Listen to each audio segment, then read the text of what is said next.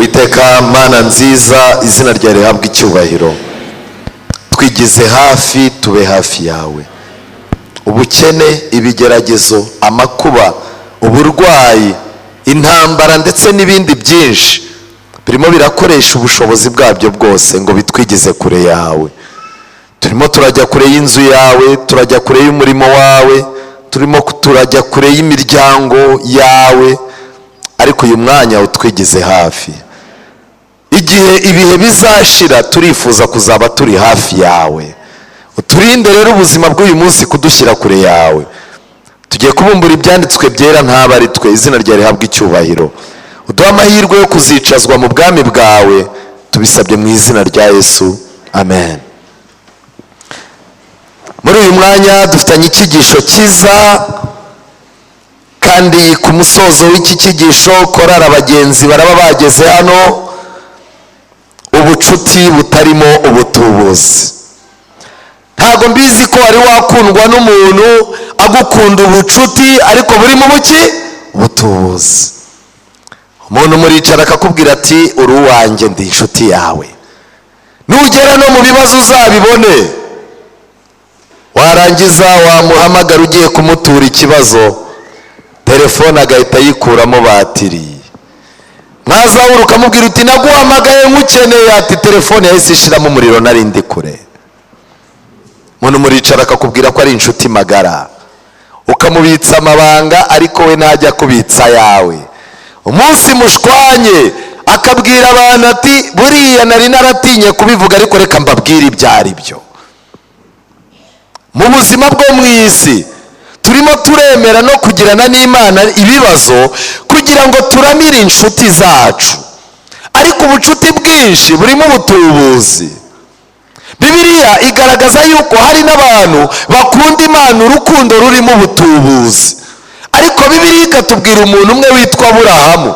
Bibiliya iravuga ngo Aburahamu yahindutse inshuti y'iki? Inshuti y'Imana. Ndashaka muri uyu mugoroba kubabwira ikintu gikomeye kuri Aburahamu. Aburahamu hari ibintu bigeze ku 10 Imana yamukoreye, kandi ibyo bintu 10 byamubashishije kugira umugisha wo kuzicara mu bwami bw'Imana. Natwe niyo ntambara turiho, twifuza kuzaba mu bwami bw'Imana, ariko ibi bintu Imana yakoreye Aburahamu kugira ngo tuzabashe kumwicara iruhande, nuko ibyo Imana yakoze muri Aburahamu ibanza kubikora muri twe. Murakoze. Ntabwo bishoboka mu ijuru kuzicarana na Aburahamu utarigeze ukorerwa ibyo yakoze. Tujya tugira ubuzima butandukanye, hari ukuntu abantu baba baricaye baravunitse cyane. Iyo abantu barimo kuvuga amateka y'itorero, aribo baguze ikibanza barangiza bakikorera amasima, iyo babiganira wowe waraje rwuzuye, wegera hirya bumva icyo kiganiro wabuza ugira gute winjirira mu bwami bw'Imana. Abantu batakorewe icyo Aburahamu yakorewe ntabwo bashobora kuba bakwicara iruhande rwe. Aburahamu rero yakorewe iki?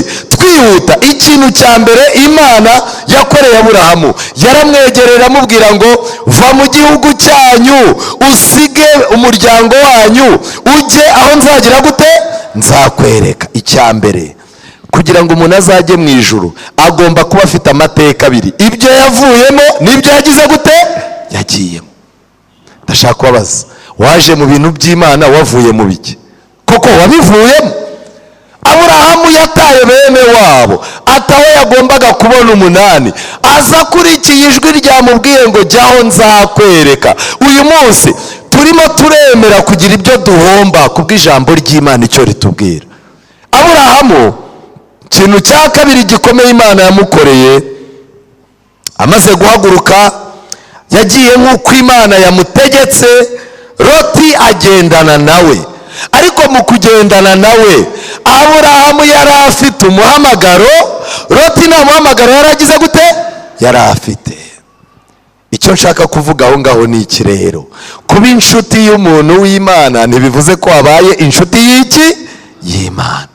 Loti, Aburahamu ahaguruka, Loti barahagurukanye, ariko Loti yararebye aravuga ati nyamara uyu muntu w'Imana ubuzima azabwubaka kandi bizagenda neza, uyu mugabo asanzwe ahirwa, Imana izamuha umugisha, reka njyane nawe. Loti uko yajyanaga na Aburahamu hari utuntu yagiye akopera two gucumbikira abashyitsi, kubafata neza. Utwo tuntu tubiri tworoheje nitwo twatumye abamarayika barara kwa Loti igihe Sodomu yari igiye kurimbuka. Imana iyo igiye gufasha umuntu no kumutabara ntabwo igendera ku bintu biremereye.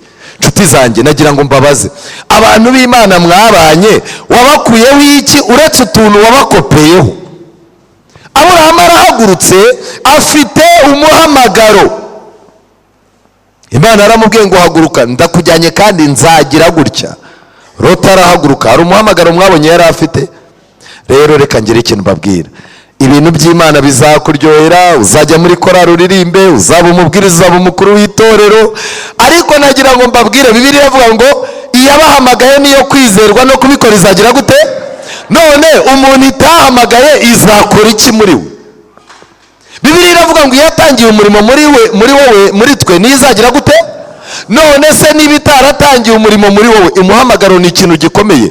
Mu gisirikare hari abantu bajya bagira gutya, akabona igihugu abasirikare barimo bararwana, akaba yikubisemo n'amarangamutima ati nanjye mfite ibigango, akabahekera ibikapu, yarangiza akabatwaza imbunda, yamarana nabo iminsi akagira ngo nawe yabaye umusirikare. Intambara rero irangiye, baratangira bakavuga bati ubu rero turasoje, tugiye gutanga imidari. Kanaka nimero izi n'izi winjiriye aha itariki niyi, tera intambwe, ukabona avuye inyuma n'ibikapu yambaye gisirikare. Wa muntu wicometsemo afite nimero, ariko yaravunitse ntiyavunitse? Yaravunitse. Hari naho abasirikare bazi ubwenge bavugaga bati twe kugenda tube turetse, bagatavuga ati tugenda ariko dupasure, ibintu biba byoroshye cyane. Hari abantu barimo gutanga umusada mu rusengero badafite ahantu banditse. Ku munsi wo kugororera rero uzabazwa aho winjiriye, uko winjiye, icyakwinjije n'uwakuzanye. Sibyo bintu bibarizara? Aburahamu icya gatatu Imana yamukoreye, ibihugu yari agiye gucamo byari ibihugu biteye ubwoba, ariko mu Itangiriro 15 umurongo wa mbere Aburahamu atangiye kwibaza uburyo azaca mu bihugu by'Abarabu b'abagome. Abarabu bari abantu bafite ibintu by'amashitani, bari bafite ibintu by'imigenzo n'iki. Aburahamu yibaza ukuntu azabacamo. Imana irangiye kumubwira ngo hanyuma y'ibyo ijambo ry'Uwiteka riza kuri Aburahamu mu iyerekwa riramubwira riti, Aburahamu witinya, ninjye ngabigukingira. Amen. Ndagira mbabwire inshuti zanjye, muturanye n'abagome, muca ahantu hari ibibazo, ku kazi hari ukurwanya, hari abo muturanye bakurwanya, ariko ndagira mbabwire ngo ntibikagutera ubwoba. Imana niyo ifite ijambo rya nyuma, yiteguye kuducishaho abantu babona tutaca. Ngiki kintu gikomeye, nta muntu ukwiye gukurikira Imana ufite ubwoba. Imana niyo itumara ubwoba. Icya kane Imana yakoreye Aburahamu, nimureba umurongo wa 9 kuri icyo gice, Imana yafashe Aburahamu iramujyana, imutegeka gufata ibintu, imfizi z'intama, inuma, icyana cy'inuma n'intungura byose.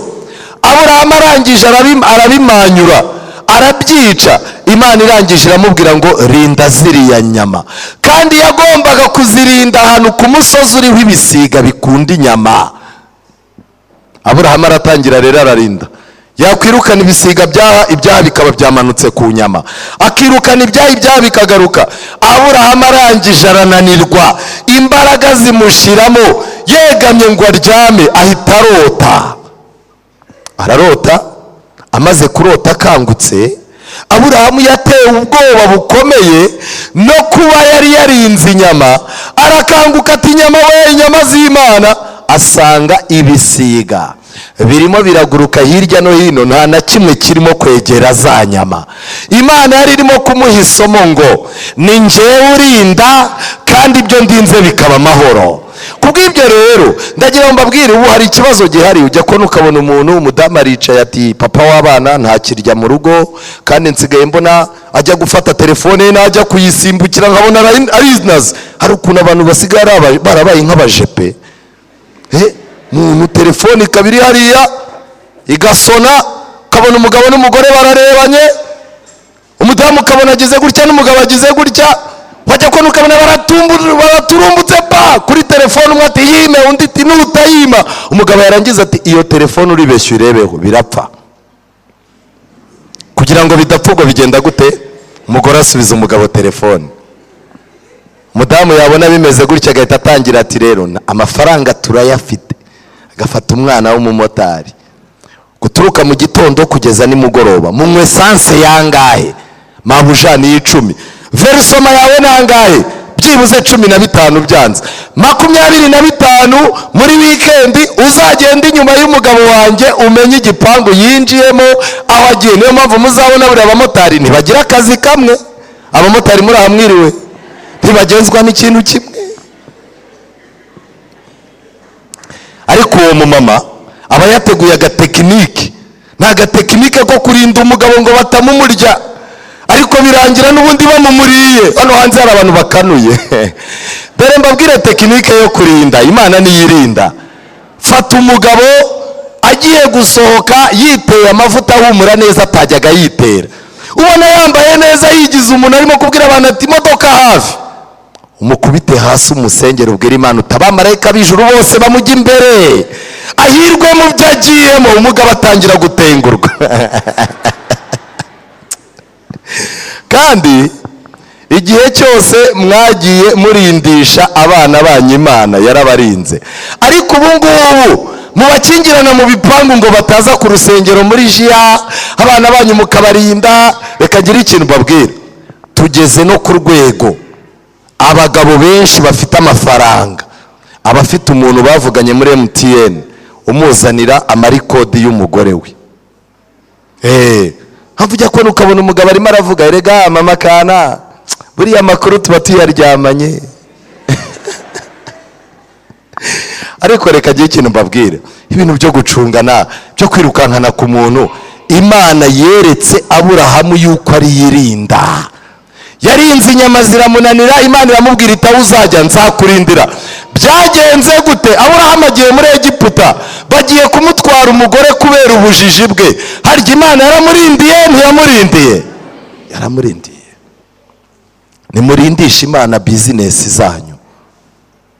Ariko ujya kubona ukabona umuntu yagiye mu minsi ishize, hari idini navuze, abantu baragiye, umuyobozi waryo arabanza batera icyokere iminsi nk'itatu. Umunsi wa kane arababwira ati buri muntu azaza n'agafu k'ubugari, narangiza azane inkoni, azane n'icupa ririmo amazi. Ayo ntabwo mwabibonye kuri televiziyo, reka ndeba abantu babibonye. Harimo abantu, yego rata. Abantu bajyanye amacupa, nkazaza mbona umuntu afite agakoni kameze nk'inuza nk'urubingo, yazanye bamubwiye ngo Imana igiye kukagira nka yindi ya Mose, ngo ujye ugenda ugakubita ahantu amazi yigabanya kangahe? Amafaranga barayatanze. Ariko injiji. Cyo nagira ngo mbabwire, ubu dufite abantu barimo kujya gushaka amazi. Ahantu ntuye hari amazi bita y'umugisha. Twebwe iyo yabaye menshi aradusenyera, tuba twumva yakama. Ariko wakubwira abantu baba baza b'abasirimu bambaye za bodaboda ngo bagiye kwiyegereza Imana, ubu yamaze kwitwa amazi y'umugisha. Berutse gutahana n'umumama afite akajerekani, arangije atubumba maho umuntu w'inshuti magara, nta muntu napfa kuyahawa, yanba nayavunikiye. Ndamaze se yamaze icyo atanga, niyo yakarabye abantu barakureba bakabona uri mwiza. Yes, rwose. Ubwo abakobwa baraha ibanga mwaryumvise.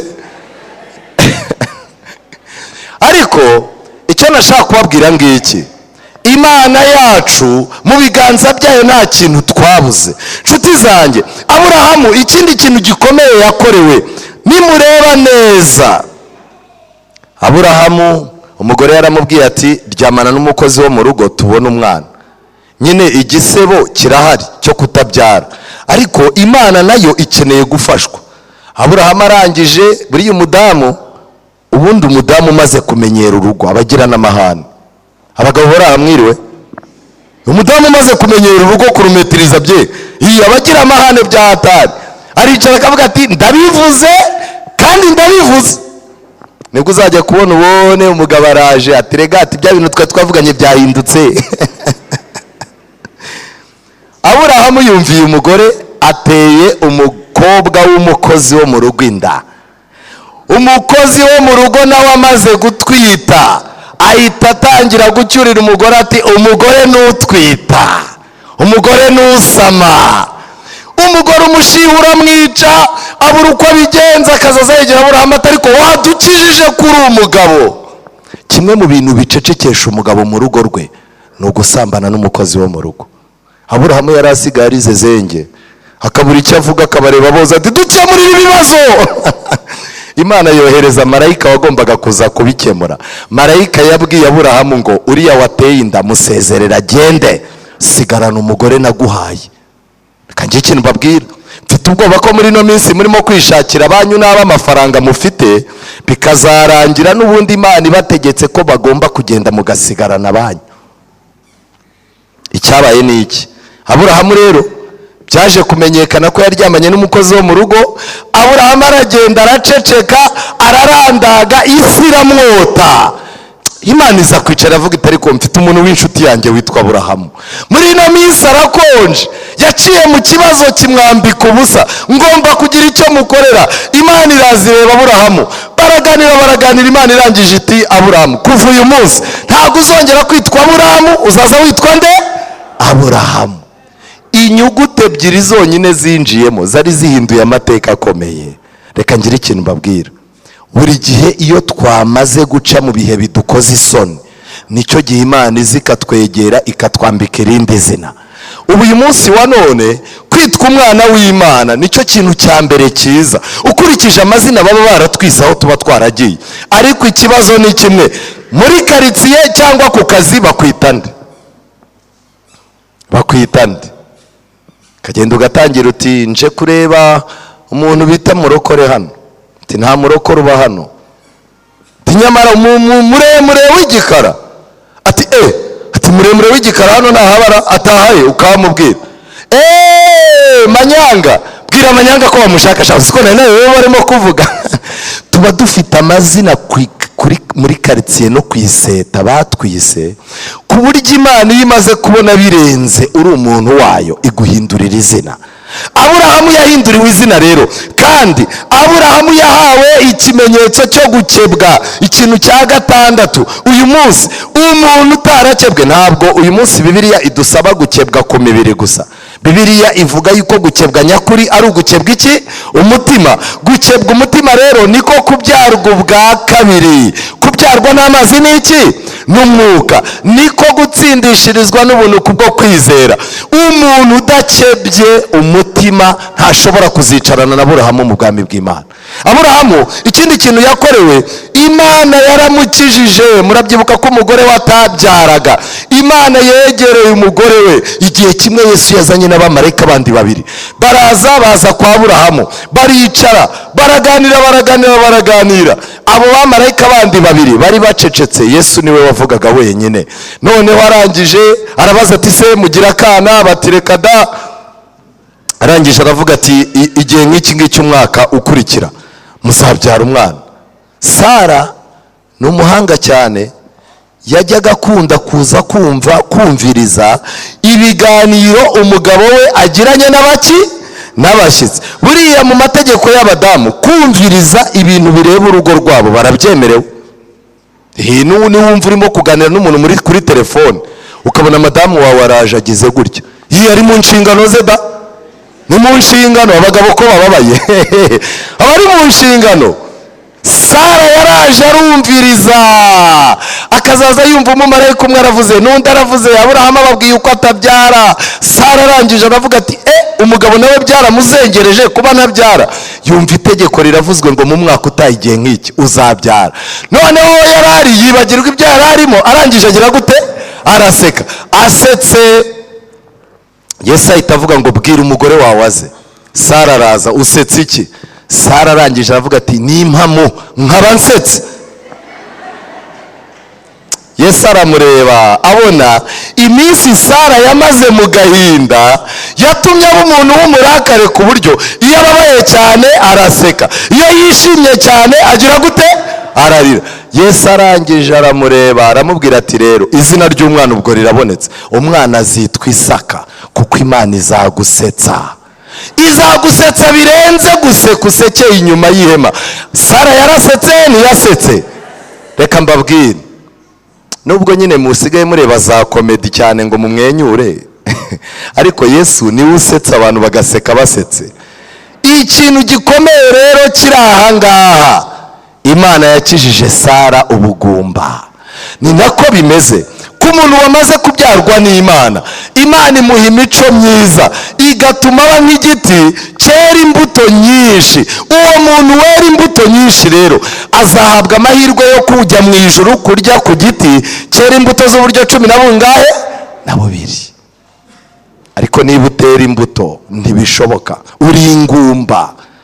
Hari abantu bamaze igihe mu budivaniste atarabyara akantu keza na kamwe, ahora akakaye mu maso, ari umurakare. Mwaganira akakubwira ati maze imyaka 20, ariko wajya kumva yitabye telefone, umuntu aramubwira ati ngwino nkugurire rimwe, yarangiza ati rimwe ryishe umugabo. Urumva umuntu experience aba afite, umuntu uzi ko icupa rimwe ryishe ki? Kintu cya 8 Imana yakoreye Aburahamu. Nimureba neza muri Bibiliya zanyu, mbere yuko Imana irimbura Sodomu na Gomora, Itangiriro 18 umurongo wa 16, abo bagabo barahaguruka baragenda berekeza amaso i Sodomu. Aburahamu arabaherekeza. 17 Uwiteka aribaza ati Aburahamu namuhisha icyo ngiye gukora? Iyo umaze gukorerwa biriya bintu uhinduka umuntu Imana ibwira ibigiye kuba. Ntabwo ari ngombwa ngo ube umuhanuzi ujye wirirwa ubeshya abantu mu rusengero, ahubwo Imana iguhumura ikoresheje ijambo ryayo, ukamenya ibihaho byerekeye. Imana ntiyari igifite ikintu imuhisha. Kurimbuka kwegereje ku Sodomu Imana yarakumubwiye. Niyo mpamvu mubona tubwiriza ubuhanuzi, tukabwira abantu ko Yesu agiye kuza, tukabwira abantu iby'ubuturo bwera bwo mu ijuru ko Yesu agiye kugaruka. Ni ukubera ko turi inshuti z'Imana, iraduhumura ikatwereka ibiri imbere yacu, ikatwereka n'ibiri imbere y'abandi. Aburahamu ikintu cya 9 yakorewe, nimureba neza igice cya 22, amaze kubyara umwana aramutwaye pe, kabebe aba kabebe. Umwanya w'Imana, umwanya wo gusenga, akana Aburahamu yakabonye agakeneye ku buryo imbaraga zose yashoraga ku Mana yazishoye kuri ka kana ke. N'uyu munsi turabagira, abyara yarangiza akazaza mu rusengero hashize imyaka nk'3. Wabaga heza, urabona kabebe ntago namusiga, urabona kare yakana njya kugasiga kakarira kakazamura amaboko, nkavuga ni Imana nawe urabibona nta kundi nabigenza. Ku isabato rero kaba kanyeneye dukina, mbega umwana araryoha umwana araryoha rwose. Erega ni Imana irabibona, none se rega mwijuru Imana izambaza uyu mwana. Ukabona umuntu araho ariko nanone bwaba buke ari rendi, mugakubitana yambaye ipantaro yayifunze agiye kugira gute? Agiye guhiga, ukibaza kabebe yasigaranye nandi. Rero harimo kujijisha gukomeye, kwerekana yuko mukunda abana banyu n'imiryango yanyu ku isabato gusa mukirirwa muryamye, ariko kuki mutaryama rendi na maridi? Aburahamu Imana yaramwitegereje ibona yamubuze, irangije. Buriya rero Imana nayo ukuntu iteye, ikintu wagize, ikintu wakunze ukagishoramo imbaraga ikabona yakubuza, ihita igusaba icyo kintu. Imana ibiraje isanga umwana yabaye umwana. Hamagara Aburahamu, yararyamye, arangije aritaba Imana ati karame. Imana iramubwira iti jyana uwo mwana ujye kumuntambira. Aburahamu arangije ati bishoboka kuba atari Imana ivuze. Aragenda arapfukama arasenga ngo ijwi rigire gute? Rihinduke. Abarongeye aragarutse, Imana irongeye ivuze bya bindi ati iyi ni Imana. Arangije arabitekereza ngo ariko ngo agarutse agiye gufata umwanzuro, yibuka yuko umudamu we nawe nta mikino ajya agira. arangije aravuga ati nimbibwira umudamu birapfuba. Kubw'ibyo rero ibi bintu ndabikora umudamu atabizi. Aburahamu arangije ati rero tujyanye n'umwana gutamba. Nyina arangije ati ze ko mbona nta kintu cyo gutamba mujyanye. Aburahamu ati humura turabijyana rwose. Ajyana n'abandi bantu. Ngo Aburahamu yararebye asanga ntabwo umugore wakwiriye kumubuza kumva icyo Imana imusaba. Umwana igihe bari bageze ku musozi, Aburahamu abwira umwana amateka y'uko umwana yaje. Umwana arangije afata umwanzuro avuga ati data, niba naravuye ku Mana, ayo mateka umbwiye akaba ariyo yatumye mbaho, kuba Imana yanyisubiza si ikibazo, ubahiriza iby'Imana igusaba. Ngo Isaka yari umwana mwiza ku buryo yorohereje papa ushaje kugira ngo aze kumutamba kandi amuzirike ataza kwinyegambura agapfubya umugambi w'Imana. Dufite abana tubyara, aho kugira ngo agufashe gusohoza umugambi w'Imana ahubwo akagukura muri mudu. Barahari ntibahari? Barahari. Ku musozi Aburahamu agiye gufata icyuma ngo atere umwana, yagiye kubona marayika wa wundi wamanutse abasore batatu bajugunywe mu itanura, yarongeye amanukana wa muvuduko afata ikiganza. Aburahamu yumva ijwi rivuga ngo Aburahamu, Aburahamu sigaho, wikwirirwa utamba uwo mwana. Reba iruhande rwawe hari igihuru kirimo umwana w'intama w'igisore ariko wafashwe amahembe mu gihuru. Byerekana icyo Kristo yagombaga gukorerwa n'abanyabyaha. Aburahamu arangije afata ya ntama arayitamba, yongera guhobera umwana we. Arangije aritegereza abwira abantu ati ibi bintu ntabwo ari ibintu bisanzwe. Imana ibi bintu ikoze bifitanye isano n'ibyo izakora. Aho hantu rero yahise yita izina rikomeye. Aburahamu yita aho hantu Yehova Yire, nk'uko bavugana bugingo n'ubu bati ku musozi w'Uwiteka kizabonwa. Amen. Yatunze amaso ye i Karuvari, abona ku musozi w'Uwiteka i Karuvari igisubizo kizagira gute? Kizabonwa. Ugomba kumenya yuko ku musozi w'Imana igisubizo kiba gihari. Aha hantu turi ni ku musozi w'iki? W'Imana. Igisubizo cy'Imana kiri aha hantu. Ntukajye uririra abantu, ntukajye wemera ko abantu bamenya ibibazo byawe. Ku musozi w'Uwiteka utarabona abantu ngo mufatanye. Ikintu cya 10 Aburahamu yagiriyemo umugisha, igice cya 23, ibintu Aburahamu yarazi Imana yamushyizemo kandi bikamufasha. Ikintu cya 10 murebe umurongo wa 4, Itangiriro 23 umurongo wa 4. Aburahamu arahaguruka ava ku ntumbi ye abwira Abaheti ati ndi umushyitsi n'umusuhuke muri mwe, mumpe gakondo yo guhambamo mpambe umupfu wanjye, mwivane mu maso. Yari yapfushije umugore. 5, Abaheti basubiza Aburahamu bati databuja utwumve, uri umuntu ugize gute? Ukomeye cyane. Aburahamu ni umunyabibazo, arimo aragenda nta sambu, yapfushije umugore, nta naho gushyingura agira. Imana yamuganirije iramubwira ngo nta gakondo ufite inaha, uri umushyitsi n'iki? N'umwimukira.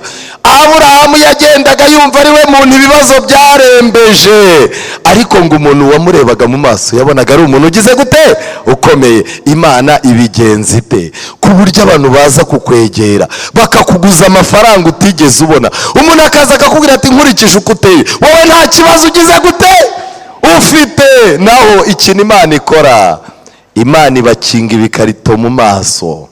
Igihe Yesu yari ari ku musaraba amaze gutangira gusamba, i Karuvari haje akijima, agacu k'umukara karaza kagota Yesu, aho basigaye bareba ni mu maso gusa, kugira ngo mu kugaragurika kwe hatagira abantu babona ubwambure bwe. Ntabwo Imana ijya yemera yuko mu kugaragurika kwacu abantu batubona mu ntege nke. Aburahamu yapfushije, arimo aravuga ati ariko nk'ubu ibi bibazo bizarangira ryari? Abantu baramwegereye bati uri umuntu ukomeye muri twe. Iyo uri umuntu w'Imana igushyiramo ikintu gituma abantu bahora babona uri umuntu ukomeye, ariko Imana yikakwereka ko uri umuntu uciye bugufi. Bibiliya yanjye ariyo mufite iravuga ngo iki? Twirebera amasomo 2 dusoze. Aburahamu igihe Yesu yaganiraga muri Yohana Yohana igice cya 8 umurongo wa 56, Yesu yaravuze ngo Aburahamu sekuruza wanyu yifuje cyane kureba umunsi wanjye, kandi awubonye agira gute? Aranezerwa. Ndasaba Imana ngo buri muntu wese uraha agire umunsi we n'Imana, ku buryo ashobora kuririmba ngo nshima umunsi nakwemeye Mwami Yesu mukiza we, nshima cyane mu mutima ndabwirizi binezeza, mimbaze Yesu wanyijije ibyaha, anyigisha kumuramya ngo nezerwe iminsi yose, mimbaze Yesu wanyijije ibyaha. Matayo igice cya 8 isomo ryacu risoza, mpamagara korari abagenzi begera hano. Ibyo byose Imana yakoreye Aburahamu byatumye Aburahamu ahindurirwa amateka, ndetse Bibiliya igaragaza ikintu gikomeye muri Matayo 8 umurongo wa 11. Ndababwira yuko benshi bazaturuka iburasirazuba n'iburengerazuba bakicarana na Aburahamu na Isaka na Yakobo mu bwami bwa hehe? Yakobo twamwizeho igihe cy'umubabaro nimugoroba, Isaka twamwizeho mu minsi yashize. Ubu uyu munsi twiza Aburahamu. Kwicarana na Aburahamu bisaba yuko ugomba kuba wujuje kondisiyo z'icyo Kristo yakoze muri Aburahamu. Ndakwifuriza kuba mu bantu bazava iburasirazuba n'iburengerazuba tukicarana mu bwami bw'Imana. Dutegereje umunsi ibyo byose bizashiraho, umunsi tuzaririmba haleluya haleluya, umunsi tutazaba ture abantu babimukira, umunsi tutazaba duhura n'ibibazo, umunsi intambara twarwanye tukaneshereza muri Kristo, umunsi tuzaba turimo kubwirwa ngo nuko mugaragu mwiza. Amen. Nifuza ko uwo munsi tuzaba turi kumwe. Imana muri uyu mugoroba iguha imbaraga, igukorera ibintu bidasanzwe kugira ngo uhinduke Aburahamu w'uyu munsi wa none, uneshe. Imana ibahindurire izina kandi ibahe icyizere cyo kubaho mu izina rya Yesu.